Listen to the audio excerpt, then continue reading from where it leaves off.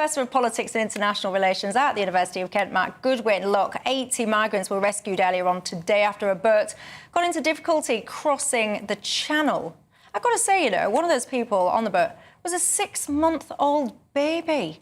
Why on earth would anyone, and I have to caveat this, who is safe in France risk the life of a 6-month-old baby on that journey across the Channel? Anyway, what do you make to all this, Matt Goodwin?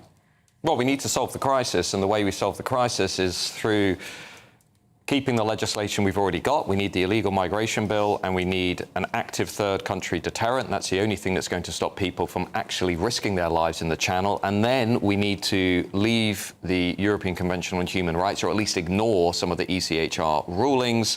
And then we probably also need to reform things like the Human Rights Act, because I don't want anybody dying in the Channel. Now, what Labour's going to do, made it very clear, Labour's going to repeal the Illegal Migration Act, going to overturn Rwanda, and it's going to send a big, loud message to every would-be illegal migrant and people smuggler around the world. Britain is open for business, and we're going to have more children dying in the Channel, more illegal migrants dying in the Channel, and it will be on Labour's hands. We need to solve the crisis as quickly as possible. Stella? You think it's good value for money, paying millions of pounds to a foreign government to get rid of literally a handful of people? It will be like less than 2% of asylum seekers. 125,000 people is a handful of people. Yes. 125,000 lives. You think we should spend millions of pounds? We should give millions of pounds. We should hand them over to Rwanda. You don't think we have other things to spend that money on? How much are we spending a year on the illegal migration crisis? How much are we? £4 billion every year.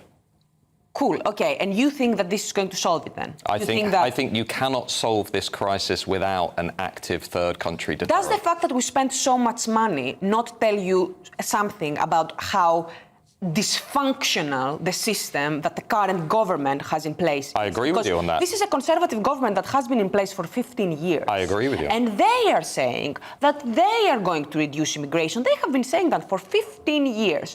So the fact that we are spending so much money, what does that tell you? Does it tell you that there is a magic solution to solve our immigration, our illegal immigration problem, which is different from a legal immigration problem, and they're just not pulling the levers? Is that what it's telling you?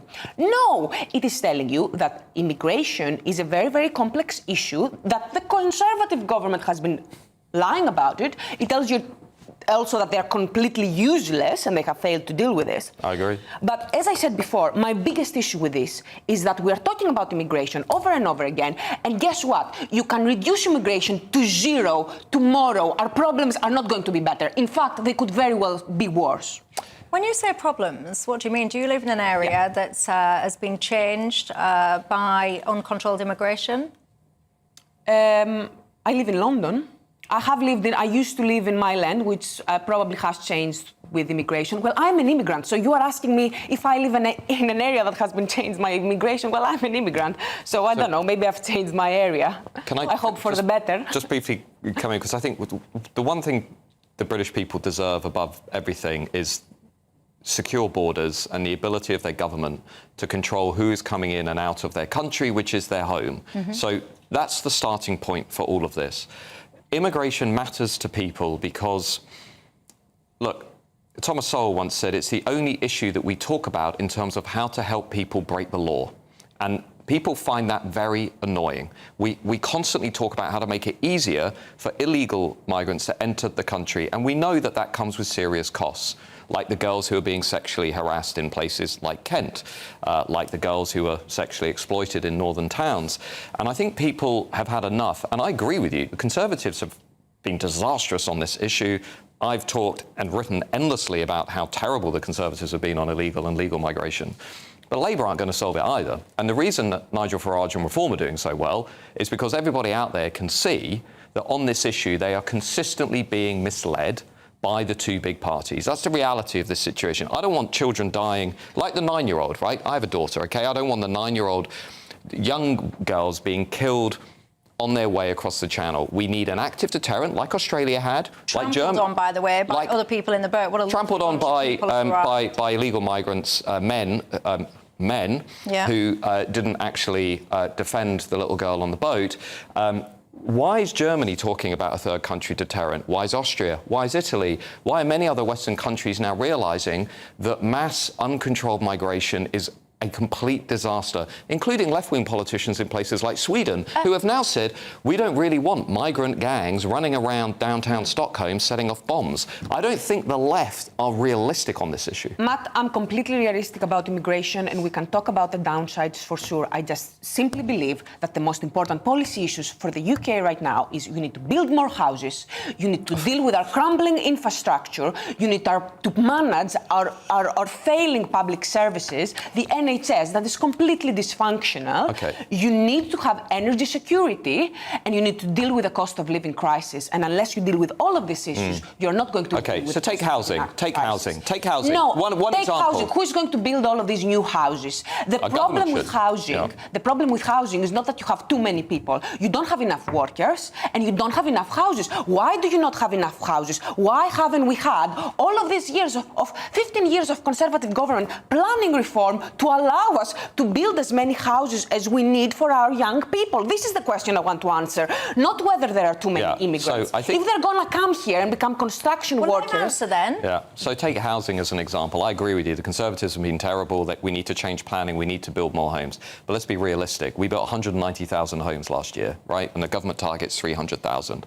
On current trends, with the levels of migration we have now, we need to build 550,000 homes every year. We're basically 4 million homes short of what we need in order to keep up with the immigration-driven pressure. Now, immigration needs to come down.